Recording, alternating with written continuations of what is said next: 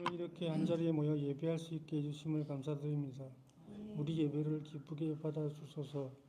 하루하루 살 때 매 순간마다 주님을 생각하며 기도드리겠습니다. 낮은 자세로 겸손하게 하소서. 말수를 줄이게 하소서. 나의 혀를 제어하여서 저 입 밖으로 나오는 말들이 남을 저주하거나 욕하지 말게 하시며 나뿐만 아니라 주변 모든 사람들에게 덕이 되게 하소서. 주를 찬송하는 것이 나에게 생명의 양식이 되게 하소서. 저에게 주어진 삶을 묵묵히 살아가게 하소서. 상황에 합당한 말, 경우에 합당한 말이 얼마나 아름다운 것인지요. 그 반대로 아무 생각 없이 무의식적으로 하는 말들은 아름답고 선한 영향력을 끼치지 못합니다. 사람들과 얘기할 때 항상 신중하고 진지한 태도로 의견을 나누게 하시고 자신의 이야기를 먼저 하기보다는 먼저 상대방의 의견을 귀담아 듣게 하소서. 말씀을 전하실 담임 목사님에게 성령 충만하게 하소서. 또한 듣는 우리들에게도 말씀의 핵심을 깨닫게 하시고 말씀 속에서 하나님이 무엇을 우리에게 들려주시려고 하는지 알 수 있도록 영적 분별력도 주시옵소서. 아침에 눈을 떴을 때 살아있음에 감사하고 이 하루의 시간이 내 삶의 마지막이라는 심정으로 살게 하소서. 수능 시험을 치른 자들의 마음을 위로하시고 자신이 노력하고 땀 흘린 만큼 성과를 얻을 수 있도록 해 주시옵소서. 지금 당장은 수능 점수가 전부인 것처럼 느껴질 수도 있겠지만 수능 이후로 더 중요한 시험도 많다는 것을 알게 하소서. 하나님의 뜻으로 그리스도 예수의 사도로 부르심을 받은 나 바울과 형제 소스데네가 고린도에 있는 하나님의 교회에 이 편지를 씁니다. 그리스도 예수 안에서 성도로 부르심을 받은 여러분에게 문안드립니다. 또 각처에서 우리 주 예수 그리스도의 이름을 부르는 모든 이들에게도 아울러 문안드립니다. 예수 그리스도는 이 사람들의 주님이시며 우리의 주님이십니다. 하나님 우리 아버지와 주 예수 그리스도께서 내려주시는 은혜와 평화가 여러분에게 있기를 빕니다. 나는 여러분이 그리스도 예수 안에서 받은 하나님의 은혜를 생각하고 여러분의 일로 언제나 하나님께 감사를 드립니다. 여러분은 그리스도 안에서 모든 면에 풍족하게 되었습니다. 곧 온갖 언변과 온갖 지식이 늘었습니다. 그리스도에 관한 증언이 가운데서 이렇게도 튼튼하게 자리 잡았습니다. 그리하여 여러분은 어떠한 은사에도 부족한 것이 없으며 우리 주 예수 그리스도의 나타나심을 기다리고 있습니다. 우리 주 예수 그리스도께서 나타나실 날에 여러분이 흠잡을 데 없는 사람으로 설 수 있도록 주님께서 여러분을 끝까지 튼튼히 세워주시옵소서. 함께 읽겠습니다. 하나님은 신실하신 분이십니다. 하나님께서는 여러분을 부르셔서 그 아들 우리 주 예수 그리스도와 친교를 가지게 하여 주셨습니다. 아멘. 교회의 부르심, 주님과 사귐이라는 제목으로 제가 준비한 묵상을 나누도록 하겠습니다. 바울의 편지글을 다시 읽게 되었습니다. 최근에 우리가 바울의 편지글 읽었을 때가 디모데후서를 제가 기록을 찾아보니까 작년 초에 읽었더라고요. 그러니까 2년이 채 안 된 기간 만에 다시 바울의 편지글을 읽게 되는데요. 우리 교회는 구약 성경과 신약 성경을 가능한 번갈아 가면서 읽어 보려고 하고 있습니다. 다시 요한복음 11장으로 와야 되는데 오려고 하다가 교회에 대한 이야기를 좀 했으면 좋겠다. 교회에 대한 얘기하면 가슴이 뜨거워지잖아요. 그래서 교회에 대한 이야기, 그리고 교회로 우리를 부르심에 대해서 다시 한번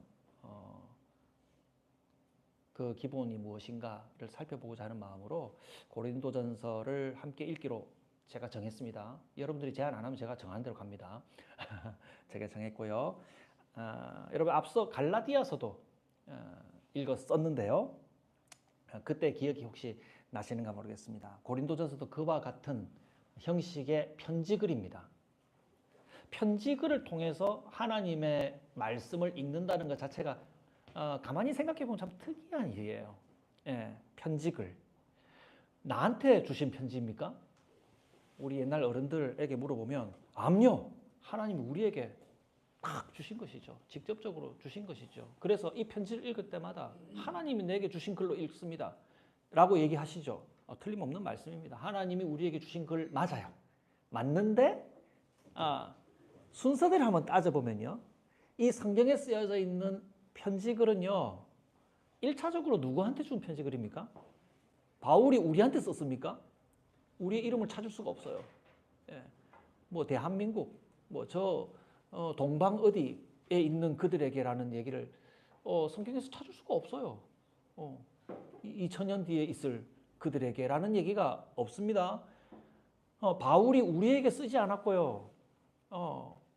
AD 50년경 그때 당시에 사람들에게 쓴 글이에요. 그러니까 가만히 따져보면요. 이 하나님의 뜻인 성경 말씀을 읽는데 바울이라는 존재는 우리가 알고 있지만 그 사람이 다른 사람에게 쓴, 다른 사람들의 무리에게 쓴 편지글을 우리가 들여다보고 있다는 겁니다. 우리 성경 읽을 때 그런 생각 해보신 적 있어요? 남의 편지 읽어볼 경험이 혹시 있었습니까? 여러분들은 없나 보네요. 저는 한 번씩 이렇게 훔쳐볼 때가 있었는데 재미가 있습니까? 고약한 취미를 가진 사람은 재미가 있을 수 있겠죠. 남의 거를 들여다보는 특이한 재미가 있을 수 있겠죠. 제가 이 얘기 왜 하냐면 오늘 우리에게 주신 하나님의 말씀으로 주신 이 편지글을 좀 그러한 관점에서 좀 냉정하게 그리고 좀 신선하게 한번 살펴보고 싶다 이 말입니다.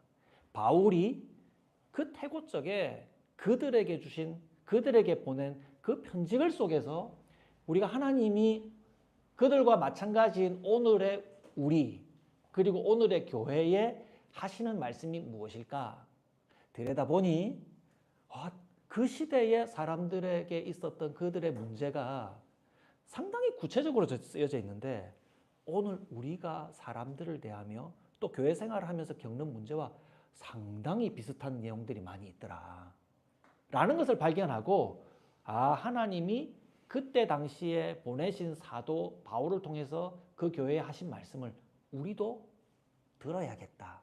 듣긴 들어야 되는데 어떤 필터가 필요해요? 어떤 필터링이 필요해요? 그때는 그 당시의 옛날이고 그 당시의 문화를 갖고 있고 그죠? 기독교 초기에 그들이 그랬을 수밖에 없었던 그 문제를 잘 필터링해서 오늘 현재에 잘 적용해야 되는 과제만 잘 우리가 챙겨본다면 이 고린도전서라고 하는 바울이 남에게 쓴 편지를 우리가 들여다보면서 우리에게 오늘 주시는 하나님의 말씀을 우리가 잘 들을 수 있다. 생생하게 들을 수 있다는 겁니다. 이걸 우리가 어려운 말로 말하면 성경 해석이라고 그래요. 성경 해석. 성경 해석은 그렇게 해야 돼요. 그냥 쓰여져 있는 문자만 보고 하나님이 이렇게 말씀하시네 라고 하면서 그대로 받아들이기보다 이 글의 성격을 잘 이해하고 들여다보면서 잘 깨닫는 것이 우리에게 필요하단 말입니다. 그래서 오늘 이 편지글 좀 냉정하게 말해서 남에게 쓴 편지글을 들여다보면서 고린도 사람들에게 쓴 편지글을 우리가 들여다보면서 말 한 구절 한 단어 한 단어를 뜯어볼 때 우리 마음속에 어떤 생각이 들어야 될까요? 어떤 질문이 나타나야 될까요? 왜 이런 말 했을까? 그 사람들에게 왜 이런 말 했을까라는 질문, 무슨 일이 있었을까라는 질문이 다시 떠오르게 된다 이 말입니다. 그래서 우리가 요 직전에 보았던 사사기, 룻기를 볼 때 그 이야기 자체가 사건이었죠. 성경 내용 자체가 이야기 자체가 사건이었을 때는 무슨 일이 있었지라는 것을 가지고 사건을 재구성 안 해도 돼요. 그런데 편지글을 제대로 읽기 위해서는요. 이 글이 도대체 무슨 일이 있었기 때문에 바울이 이 말을 강조하고 있지? 라고 하면서 사건의 재구성을 해야 된다 이 말입니다. 무슨 일이 있었을까? 제가 지난번에도 얘기했지만 마치 프로파일러처럼 제한된 정보를 가지고 무슨 일이 있었을까? 시간 타임라인을 만들어 놓고 그 상황을 만들어 보는 그런 분석이 필요하다. 이게 재밌으면 성경 읽기가 더 재밌어집니다. 그때 무슨 일이 있었길래 이런 말을 하지? 그 답은 어디 있을까요? 제한된 정보이지만 또 찾아보면 꽤나 많아요.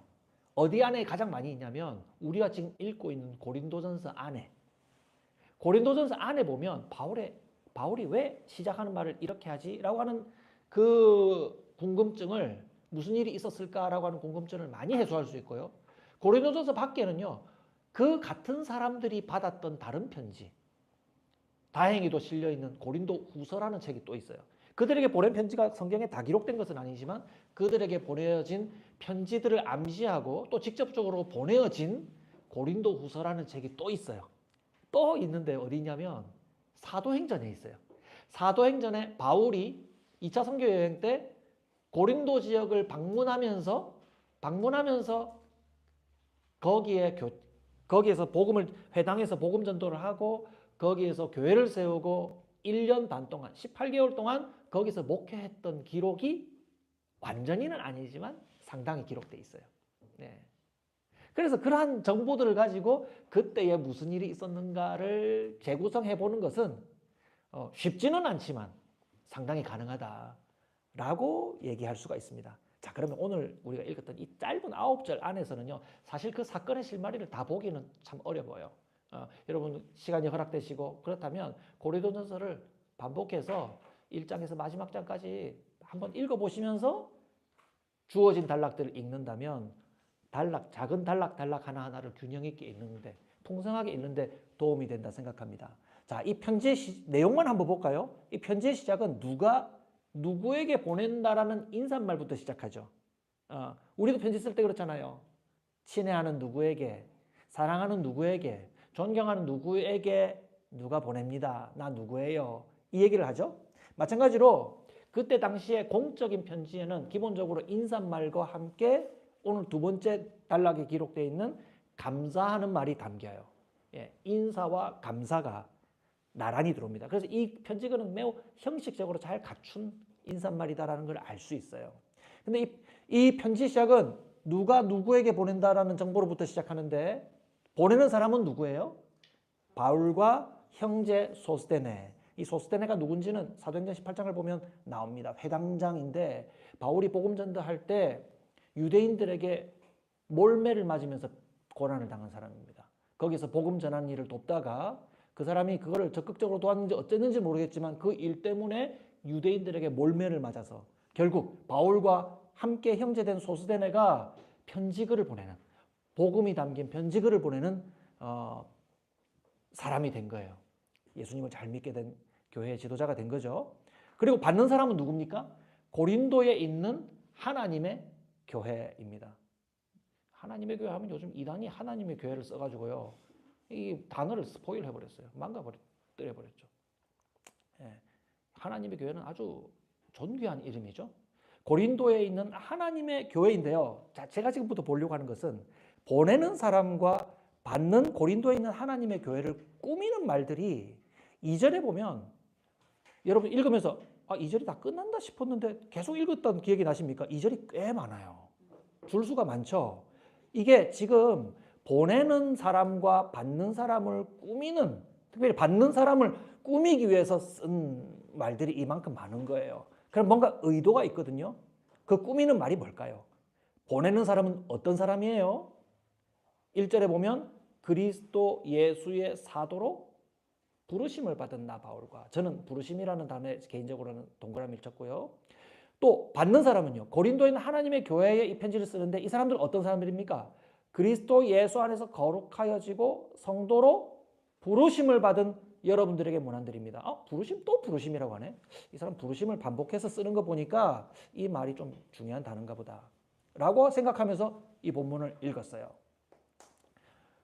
편지를 주고받는 사람들의 공통적인 특징이 그리스도 예수님의 사도로, 바울은 사도로, 그리고 혹은 성도로 부르심을 받은 사람들이다. 바울이 이 평범해 보이는 이 인사말을 통해서 강조하려는 것은 오늘 우리 찬송 부른 것처럼 그들 모두가 그리스도 예수님의 부르심을 받아서 나나 여러분들이 함께 교회를 이루고 있다는 말입니다. 그리고 길게 이어지는 2절의 내용을 보면요, 편지를 받는 사람들에 대한 강조는요, 이 말을 더 분명히 하려고 하는 의도가 읽혀집니다. 또 각처에서 우리 주 예수 그리스도의 이름을 부르는 모든 이들에게도 아울러 문안드립니다. 예수 그리스도는 자, 우리를 부르신 이 예수 그리스도는 어떤 분이시냐? 이 사람들의 주님이시며 우리의 주님이십니다. 이렇게 표현해요. 뭐 이게 뭘 전달하나요? 싶지만 나도 그리스도 예수님의 부르심을 통해서 사도로 부름받았고 여러분들도 그리스도 예수님의 부르심을 통해서 거룩한 성도로 부름받았습니다. 나나 여러분들이나 마찬가지다 라는 내용을 전달하고, 그리고 각처에서 예수 그리스도의 이름을 부르는 특정 사람들이 아니라 모든 사람들에게 문안합니다. 예수 그리스도는 이 사람들의 주님이시기도 하고 우리의 주님이시기도 합니다. 이 얘기를 하는 거예요. 좀 강조점이 느껴지십니까? 뭘 강조하는 것 같아요? 편지를 보내는 나 바울은 가장 높은 위치에 있는 보냄받은 특별한 사도, 그리고 받는 수신자들, 편지를 받는 사람들 중에서는 어떤 사람들은 좀 더 깨달음과 실천의 수준이 높아서 좀 더 특별한 그룹의 부르심이 있고, 그리고 어떤 사람들은 그 특별한 부르심보다는 조금 덜 하여서 지혜나 어떤 섬김에 있어서 좀 덜 하기 때문에 좀 낮은 부르심이 있고 라고 하는 차등을 두어서 얘기하는 것 같습니까? 아니면 그 반대로 모두가 다 똑같습니다. 모두의 부르심의 가치는 모두가 똑같습니다. 한 분 그리스도의 부르심을 통해서 이루어진 것입니다 라고 강조하는 것 같습니까? 후자가 맞죠? 예. 모두가 동일하게 하나님의 뜻을 따라 그리스도 예수님 안에서 거룩하여지고 성도로 부르심을 받은 사람이라는 것을 시작전부터 힘주어 말하고 있는 거예요. 자, 프로파일러의 느낌을 가동해 보세요. 왜 이 얘기할까요? 힘주어 말하는 이유는 이 교훈을 좀 잘 받으라는 뜻이죠. 이 교훈을 좀 잘 받기 위한다는 말을 표현하기 위해서 이런 말을 하는 것 같이 느껴집니다. 이 편지를 처음 받는 사람들이 지금 바울이 얘기하는 것과는 좀 달리 교회의 구성원들을 하나님의 부르심이 있는 사람들로 모든 사람들을 각각 평등하게 대하지 않고 어떤 사람들은 특별하게 보시고 어떤 사람들은 좀 무시하고 어떤 사람들은 자기 스스로 자랑하고 교만한 마음을 가지고 어떤 사람들은 주눅들어서 지내고 하는 그런 교회의 모양이 거기에 있었기 때문에 그렇게 표현하지 않았을까요? 제 질문이 정당합니까? 고린도전서를 읽어보면요, 성도들이 서로 각자의 출신 배경, 그들이 가지고 있는 성향에 따라서 어떤 사람들은 논리를 중요하게 생각하는 철학 같은 거 좋아해요. 철학, 수사학을 좋아해서 그런 것들을 표현하는 지도자를 따르고 어떤 사람들은 신비적인 경험을 얘기하는 사람들을 따르고 교회가 각자의 출신과 성향에 따라서 갈기갈기 나뉘어져서 다투는 내용들이 나와요. 각자가 하나님으로부터 받은 은사의 차이를 가지고 서로를 차별하고 우리가 너희들보다 낫다. 못 알아들으면 가만히 앉아있으라. 라고 하면서 차별하고 다투었다는 내용이 고린도전서 뒷부분에 읽어보면요, 신랄하게 기록되어 있습니다. 그래서 이 소식을 누가 전해주냐? 우리가 다음 단락을 살짝 힌트를 보면 11절에 보면 바울은 글로의 집으로부터 이 소식을 들었는데 그 소식이 뭐예요? 그들에게 분쟁이 있다는 것을 알게 되었다고 합니다. 어떤 분쟁일까요? 우리가 더 특별하고 너희는 덜한 것 같다. 너희는 덜하다는 주장 아닙니까? 여러분 이런 얘기 들으면 마음에 바로 반사적으로 나오는 반응이 뭐예요? 그래 니 잘났다. 그래 니 잘났다. 너희들끼리 잘 살아라. 우리는 우리끼리 잘 살란다. 라고 싸우게 되는 겁니다. 나누자. 따로 하자. 이 사실을 미리 알고 그들에게 건네는 첫 인사말이 제가 간단하게 요약하면 그리스도는 이 사람들 모두의 주인이시기도 하고 우리의 주님이시기도 합니다. 주님이 여러분입니까? 그리스도 예수님의 부르심을 우리가 지금 얘기했는데 그리스도 예수님은 한 분 아니십니까? 모두가 존귀하신 한 분 그리스도의 동일한 부르심 안에 있기 때문에 그들의 판단대로 주 예수님의 지혜와 능력이 사람마다 다르게 나타나는 것이 아니라 그들 모두와 우리에게 다르게 동일하게 나타나신다는 것을 교훈하고 있어요. 사랑하는 성도 여러분, 우리의 주님이신 그리스도 예수님께서는요, 제 표현 한번 잘 들어보세요. 그분의 능력과 지혜를 특정인에게 독점하게 하지 않으십니다.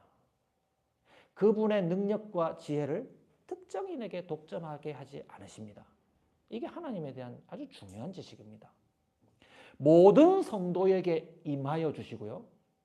저에게 임하시는 주님께서는 우리 다른 박 집사님, 이 집사님에게 동일하게 임하여 주시고 그 능력의 크기와 그 거룩함이 다르지 않습니다. 여러분 그 사실 믿으시죠? 그래서 누군가가 너희들 있는 거기 말고 여기에 하나님의 능력이 특별히 더 나타난다라고 할 때 정말 하면서 잠깐 놀랐다가도 여러분 마음이 동요하는 것을 가라앉히셔야 됩니다. 우리는 거기에 동요하지 않습니다. 우리에게 없는 것이 그것에 특별히 더 나타나지 않는다고 분명히 믿으셔야 됩니다. 여러분 이런 지식, 잘못된 지식 때문에 사람들 사이에서 오해와 다툼이 일어나요. 다툼이 일어나요. 저 개인적으로 누구에게 개인적으로 손 얹고 기도하는 일을 저는 잘 안 합니다. 손을 잡고 기도할 때는 있죠. 병원 신방 갔는데 할머니 정도 되면 손 잡아드리면 좀 따뜻한 온기가 전해지겠지 하면서 다른 오해가 일어나지 않을 만한 상황들이 예상되면 우리 어머님들 손잡고 기도해드리는 경우는 있어요. 그런데 누군가의 어깨에 어깨에 손을 얹는다는 것은 무슨 뜻이에요? 보통 누가 어깨에 손을 얹습니까? 누가 어깨 동무 탁 합니까? 너랑 나랑 나란하거나 혹시 우위에 있는 사람들이 어깨에 딱 손 얹지 않습니까? 그걸 갖다가 공적으로 하는 거예요. 어깨에 손을 딱 얹고 기도할게요. 받으세요. 기도 나갑니다. 준비됐나요? 그렇게 되는 거예요. 머리에는 더군다나 더 얹지 않습니다. 저 개인적인 고백이 그렇습니다. 우리 목사님 좀 카리스마 있게 머리에다 딱 손 얹고 한번 딱딱 이렇게 해주시면은 뭐 사람들이 그걸 받으러 올 텐데 그거 안 하는 왜 안 하실까? 전 그거 안 합니다. 왜냐하면 저를 통해서 더 특별하게 나타난다는 걸 믿지도 않고요. 예, 누군가 다른 사람이 할 수 있는 것을 제가 더 발휘할 수 있다는 것도 믿지 않아요. 신비감이 확 사라집니까? 누구를 통해서든 나타납니다. 언제 나타납니까? 교회의 이름으로. 교회는 누구의 몸입니까? 그리스도의 몸이신 교회의 머리, 다시 말씀드릴게요. 교회를 몸으로 하신 그리스도의 교회이기 때문에. 그렇죠. 교회의 이름으로 무언가를 해야 될 때 우리가 어떻게 합니까? 함께 손을 잡고 기도합니다. 함께 손을 얹고 기도하죠. 그럼 우리 한번 합시다. 용기를 줍시다. 하면서 손 얹고 기도할 수 있어요. 그게 고린도전서에 다 나와 있어요. 예, 그런 구체적인 사례들이. 예. 누구 한 사람의 입에서 참되신 하나님의 말씀이 집중적으로 터져 나온다는 얘기도 믿지 마십시오. 그거 믿지 않습니다. 어떤 목사님이 놀라운 말씀을 한번 전했어요. 그 감화를 인정합니다. 그러나 그 한 분을 통해서 일어났던 놀라운 일들이 그분의 입을 통해서 집중적으로 그분을 통해서 독점된다는 사실을 믿어서는 안 돼요. 오늘은 바른 말하고요. 다음 주는 틀린 말 할 수 있어요. 예. 오늘은 매우 도덕적이었다가 내일은 다른 행동을 할 수도 있어요. 그것이 사람이죠. 저보고 때로는 목사님 말씀 요즘 참 괜찮아요 라고 얘기하면 죄송하지만 그것이 사실이 아니기도 하지만 말입니다. 저는 그런 칭찬에 기분이 나빠할 이유는 없지만 그렇게 우쭐해지지도 않아요. 우쭐해지려고 하다가 눌러요. 미쳤냐? 정신 차려라. 우쭐해지지 않아요. 왜요? 내가 한 게 아니거든요. 내가 한 게 아니거든요. 이렇게 답하는 게 좋습니다. 사전 차단. 집사님 마음을 하나님 좋은 마음밭을 주신 것 같아요. 주님이 감동 주신 것 같아요. 잘 들어주셔서 감사합니다. 제가 전하려는 것보다 더 많이 깨달으셨네요. 그렇게 해버리면 아무 문제가 발생을 안 해요. 교회의 부르심은 모든 성도의 부르심과 본질적으로 성격이 같습니다. 우리의 주관자 되시는 주 예수님께서 우리 모두의 주인이 되셔서 모두에게 거룩함과 지혜와 능력을 베푸신다. 여러분 이것을 좀 고상한 말로 바꾸면 임재하신다. 그렇게 얘기하죠. 목사님에게 집중적으로 하나님이 임재하지 않아요. 교회에 임하시죠. 예.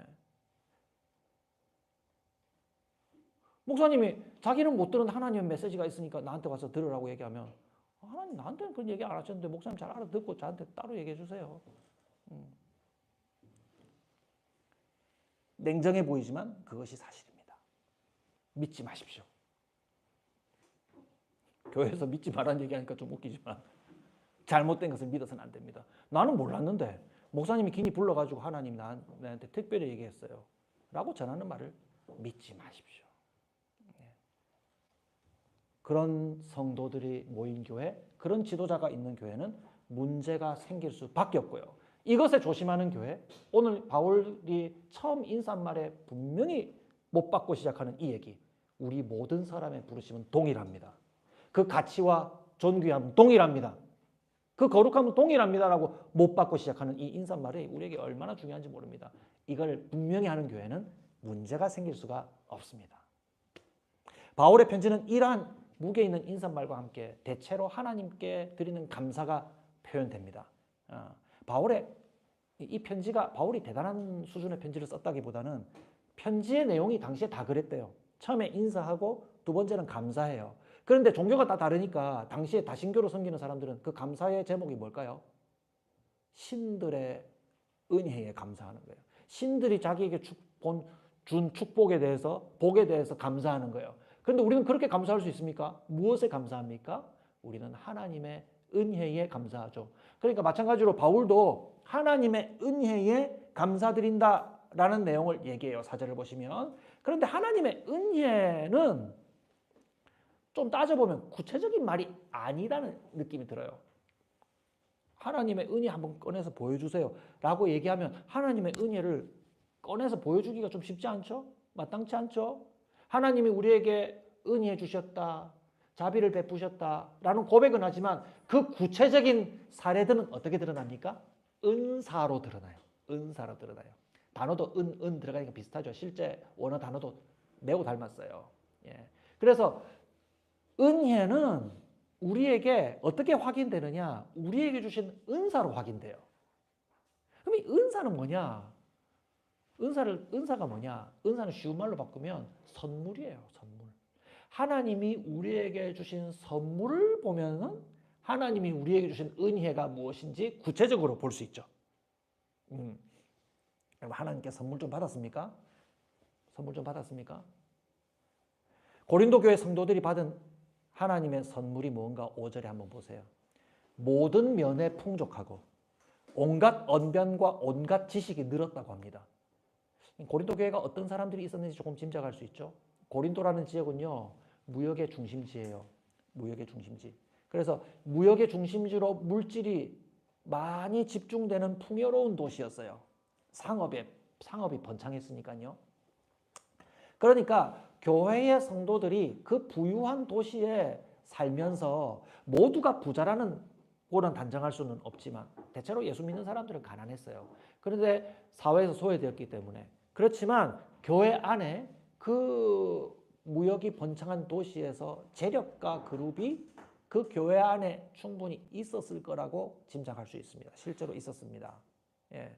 그래서 교회 내에 돈을 많이 가진 재력가 그룹이 있었고요. 동시에 그 고린도라고 하는 도시는 헬라 철학과 수사학이 인기가 있던 곳이었습니다.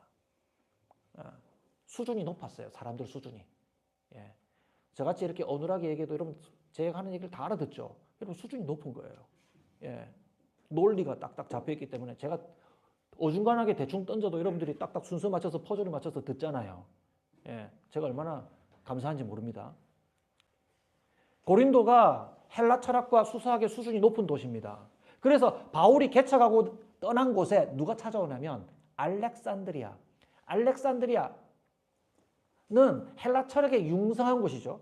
그 헬라 철학이 융성한 알렉산드리아에서 온 아볼로라고 하는 사람이 고린도에 왔을 때 바울이 1년 반 동안 목회하고 에베소로 떠나갔고, 그리고 아볼로라고 하는 사람이 고린도에 찾아왔을 때 그 사람이 인기가 있었을까요? 없었을까요? 인기가 있었던 겁니다. 야, 우리한테 딱 맞다. 우리가 헬라 철학과 수사학 이것을 우리 좀 들을 줄 아는데 이 사람이 이걸 통해 가지고 우리한테 하나님의 말씀을 이렇게 논리적으로 잘 설명해 주시네. 아, 우리는 아볼로 할래. 아볼로 최고. 이렇게 된 겁니다. 사람들의 환영을 받았을 것입니다. 그래서 그 안에서 우리가 다음 장을 보면, 다음 단락을 보면 어떻게 됐다고요? 바울파, 아볼로파. 난 그래도 바울 선생님이지. 또 그리스도파, 베드로파, 신비주의파, 뭐 다양하게 막 분파가 갈려져서 싸웠다고 합니다. 자, 고린도 교회 성도들이 풍족함을 가졌고 거기다 앞에다 붙였어요. 모든 면에 풍족하고 온갖 언변과 지식이 늘어났대요. 안 그래도 자질이 있었는데 그런 목회자를 만나서 그 수준이 더 높아졌대요. 여러분, 모든 것에 풍족해지고요. 지혜와 지식 수준이 상승한 것은 좋은 소식입니까? 나쁜 소식입니까? 좋은 소식이에요. 그래서 바울은 감사해요. 그런데 정말 감사한 게 맞을까 하는 그런 의문도 들어요. 왜냐하면 이 문제 때문에 문제가 아니라 이 좋은 것을 가지게 된 결과로 교회가 좋은 결과를 맞게 됐냐면은 팔을 나눠서 싸우고 서로를 미워하고 그리스도의 사랑이 교회에서 떠나버리는 그러한 결과를 맞게 되었기 때문에 또 막연히 참 좋은 일이다라고 말하기도 어려운 것이죠. 그렇죠? 그래서 본문에서 바울이 감사하는데 바울이 감사 안 하면서 감사하는 것 아닌가? 라고 하면서 본문을 제가 이 부분을 여러 번 읽었어요. 읽다가 발견한 게 뭐냐면 바울의 감사 표현 중 이 하나님이 이것을 주신 것에 감사하는 표현 중에 빠짐없이 등장하는 단어가 하나 있습니다. 빠짐없이. 왜 이렇게 이 단어 자꾸 쓰지? 그것은 뭘까요? 잘 알아들은 자질이 있으신 여러분들 맞춰보세요. 표현마다 빠짐없이 등장하는 단어. 물 한 잔 마시고 쉴 테니까 찾아보세요, 빨리. 그리스도입니다. 그리스도입니다. 그리스도 안에서 받은 하나님의 은혜. 4절. 그죠? 5절에는요. 그리스도 안에서 모든 면에 풍족하게 되었다. 6절에 그리스도에 관한 증언이 여러분들의 그 은사 때문에 더 튼튼하게 자리 잡았다. 7절에 어떤 은사에도 부족함이 없어서 그 결과가 어떻게 됐다고요? 우리 주 예수 그리스도의 나타나심을 기다리게 되었고요. 8절에 그리스도께서 나타나실 날에 여러분이 흠잡을 데 없도록 세워주실 것입니다.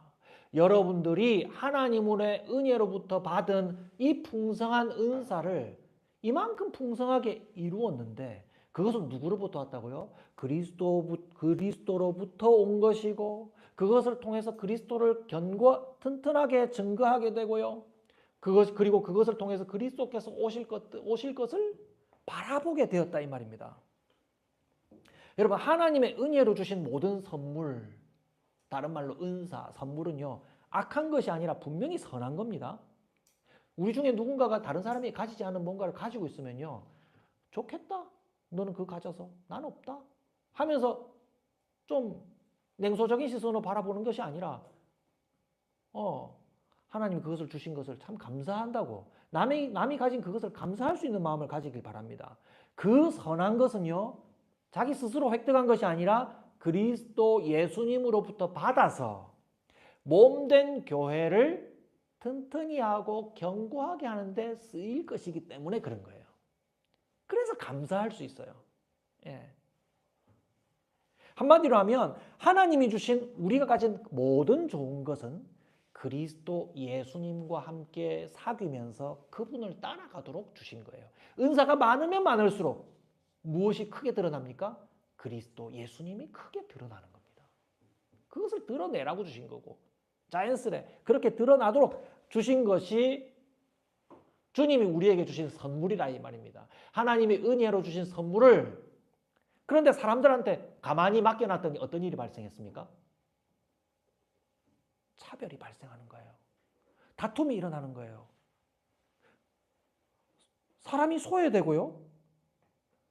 자랑하다 보니까 그것이 없는 사람들은 보잘것없는 사람들로 오해받게 되었어요. 나 진짜 보잘것없나? 이런 생각을 하게 되는 거죠. 선한 것을 받아서 하나님의 뜻을 외면하는 결과. 이 말이 되나요? 안 되는 것입니다. 고린도라 하는 도시에서 경험하는 그 차별과 다툼, 다시 말씀드릴게요. 고린도라고 하는 도시에 팽배해 있던, 사회에 팽배해 있던 그 차별과 다툼, 그 소외와 슬픔이 어디까지 들어왔다고요? 교회 안에도 똑같은 논리로 성도들을 망가뜨리고 있다 이 말입니다. 여러분, 하나님이 주신 선물을 사람의 욕망대로 맡겨두면 어떻게 될까요? 하나님이 주신 모든, 우리가 누리고 있는 모든 것이 하나님의 선물이죠. 하나님이 만드신 선물인데 그것을 사람들의 욕망대로 맡겨두면 어떤 일이 발생할까요? 오늘의 세상처럼 돼요. 지금 우리가 살고 있는 세상처럼 돼요. 교회 안에도 좀 있고 많고 교회 바깥에서는 그냥 노골적으로 대놓고 살아가는 세상 사람들의 나라가 되는 것입니다. 하나님의 뜻과 반대되는 방향으로 움직여요. 여러분 그런 얘기 들어봤어요? 지구상에서 가장 부유한 1%가 전 세계 부의 절반을 소유하고 있다는 거. 그 소식 생소한 얘기가 아니죠. 지구상에서 가장 부유한 1%가 지구상에 있는 모든 부유함에 돈으로 바꿀 수 있는 가치의 절반을 가지고 있단 말입니다. 최근에 국내에서 선교 대회가 있었죠. 거기에 보고를 하나 읽어봤는데 최근 4년이면 지금 오늘로부터 4년 전이니까 2020년 정도 되겠죠. 최근 4년 동안 세계에서 가장 부유한 5명이 가진 재산이요. 그럼 얼마나 재산이 많을까요? 저는 산수에 약하니까 들어도 까먹었어요. 액수는. 우리가 사는 세상에서 가장 부유한 5명의 재산. 5명의 재산이 2배 이상 늘어났다고 합니다. 그런데 여러분 지구상의 인구가 몇 명인 줄 아십니까? 계속 늘어나니까 잘 카운트 못 하겠는데 수십억 명이죠. 50억 명에 가까운 사람의 하위 50억 명이면 대부분의 사람이에요. 하위 50억 명에 가까운 사람들은 더 가난해졌대요. 예. 사람에게 가만히 하나님이 주신 선한 것, 하나님의 창조된 창조물, 하나님이 주신 선물을 사람들에게 그냥 가만히 맡겨두면 그냥 세상은 그렇게 망가져 가버리고 마는 겁니다. 가난한 자는 더 가난해져 버리고 말고요. 부유한 자는 그것을 가지고 더 축적할 수밖에 없는 거예요. 그런데 교회 안에서요, 그리스도 예수님의 선물을 받았다고 말하는 사람들이, 주님으로부터 은혜로서 이 선물을 받았다고 하는 사람들이 예수님의 뜻과는 달리 이것이 자기의 것이라고 자기 자랑을 하며 다른 사람들을 보잘것없게 느끼게 하거나 자신이랑 비슷한 사람 혹은 자신을 따르는 사람들과 함께 편을 나누어서 싸우게 되는 결과를 맞게 되었다면 그것은 하나님의 뜻과는 전혀 다른 결과에 이른 세상 사람들과 똑같은 거죠. 세상 사람들 편 갈라서 싸웁니다. 9절 말씀해 보세요. 하나님은 진실하신 분이십니다. 하나님께서는 여러분들을 부르셔서 그 아들 예수 그리스도와 친교를 가지게 하여 주셨습니다. 저는 오늘 말씀 제목에 이것을 사귐이라는 단어로 바꿨는데요. 그리스도 예수와 사귐을 갖게 해주셨습니다. 이것은 하나님이 우리를 부르셔서 우리에게 하나님의 은사로서 선물을 주신 중요한 목적이 주님과 함께 사귐으로 사귀는 것입니다. 여러분 주님과 함께 사귀는 게 뭘까요? 주님과 전혀 관계없는 삶을 살면서 사귄다고 하지 않죠. 여러분 예수님과 어떻게 사귀를 해요? 어떤 사람들은 이런 개그를 하더라고요. 저는 개그로 얘기했습니다. 그 사람은 진지하게 얘기하는데 예수님 일로 오세요.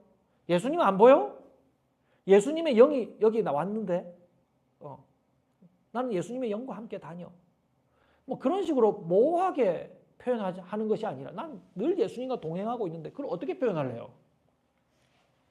예수님이 보여주신 예수님의 삶의 방법과 목적을 추구하면서 사는 것이 예수님과의 사귐이에요. 예수님하고는 전혀 다르게 살면서 나 예수님과 동행하고 있어. 예수님이 늘 나와 함께 하고 계셔. 거짓말 하지 마세요. 도둑질하고 거짓말하고 남들에게 고통 주는 기업 운영을 하고 그런 사귐을 하고 있으면서 나는 예수님과 동행하고 있는 사람이라고 말한다는 것은 말이 되지 않는 거예요. 예수님이 주신 선물을 가지고 예수님의 뜻대로 바르게 하는 것. 우리 집사님 회사에 한 번씩 탁구 초청을 받아서 가는데 갈 때마다 do the right thing이라고 써 있습니까? 뭐 올바른 일을 생각하고 행동하라. 예수님의 집에 들어가는 생각이 들었습니다. 예수님의 집이에요. 올바른 일을 하십시오. 그것이 예수님과 교제하는 것 아닙니까? 예수님의 뜻대로 바르게 하는 것이 주님과의 사귐이에요. 아마 그 기업에서 이룬 재산은요, 하나님과의 사귐의 뜻에 합당하게 저는 쓰일 거라고 생각해요. 부담드려서 죄송합니다.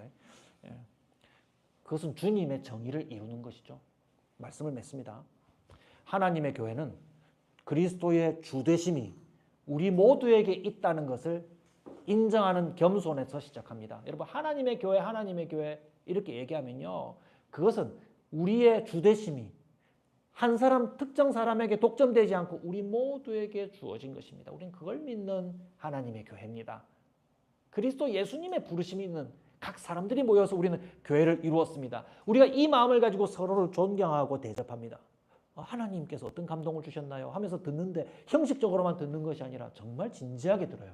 진지하게 들어야 돼요. 나와 그들 모두를 존귀히 여기시며 인도하시는 하나님을 인정하는 저와 여러분, 우리 교회가 되길 바랍니다. 우리 교회가 하나님의 교회가 되길 바랍니다. 또한 우리에게 주시는 하나님의 은혜를 가지고 온갖 좋은 것을 주시는 은사, 이 선물은요, 주시는 분의 아름다운 뜻을 이루는 주님의 뜻과 맞아야 돼요. 이것이 주님과 사귀는 거예요. 올바른 일을 하는 거예요. 하나님이 주신 것으로 차별하고 다투지 말아야 할 것은 물론이고, 이건 아주 소극적인 거죠. 뭐 싸우지 않는 거예요. 누구나 다 알아요. 예수님이 이르신 하나님의 올바른 일을 생각하고 실천하는 것, 이것이 예수님과 사귀는 거예요. 주님과 사귀는 거예요. 예수님은 어떤 계획과 실천하셨어요? 높은 사람 만나러 다니면서 더 큰 부요를 만들어내셨습니까? 그렇게 하지 않으셨어요. 주님 이미 세상을 다 가지신 분인데. 가난한 자를 찾아가셨고, 아픈 자와 함께 하셨고, 억눌린 자의 친구요 구원자가 되시지 않았습니까? 이것이 오늘 제가 예배를 시작하면서 읽었던 이사야 61장에 기록된 메시아 예언을 성취하시는 주님의 오심이었습니다. 예수님 우리에게 그렇게 오셨고 우리를 주님과 함께 거하자고, 우리를 사귀자고 초청하고 계신 것입니다. 이와 같은 하나님의 뜻을 이루어가는 저와 여러분들이 되시기를 주님의 이름으로 축복합니다.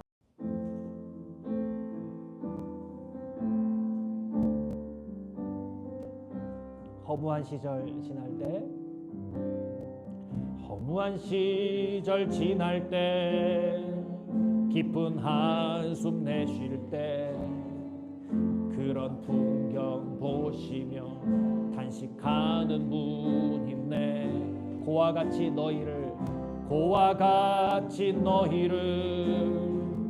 버려두지 않으리. 내가 너희와 영원히 함께하리라. 성령이 오셨네. 성령이 오셨네. 성령이 오셨네. 내 주에 보내신 성령이 오셨네. 우리 인생 가운데 친히 찾아오셔서 그 나라 꿈꾸게 하시네. 억눌린 자, 갇힌 자, 억눌린 자, 갇힌 자, 자유함이 없는 자, 피난처가 되시는 성령님 계신, 주의 영이 계신 곳에, 주의 영이 계신 곳에 참 자유가 있다네. 진리의 영이신, 진리의 영이신 성령이 오셨네. 성령이 오셨네. 성령이 오셨네. 성령이 오셨네. 성령이 오셨네. 내 주에 보내신 성령이 오셨네. 우리 인생 가운데 친히 찾아오셔서 그 나라 꿈꾸게 하시네. 성령이 오셨네. 성령이 오셨네. 성령이 오셨네. 내 주에 보내신 성령이 오셨네. 우리 인생 가운데 친히 찾아